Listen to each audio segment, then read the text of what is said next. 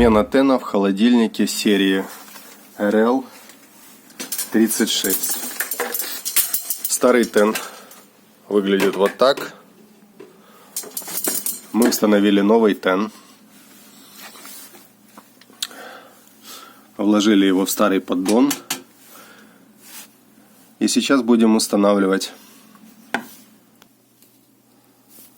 После установки тена нужно обязательно его зафиксировать в штатные места. Раз, два.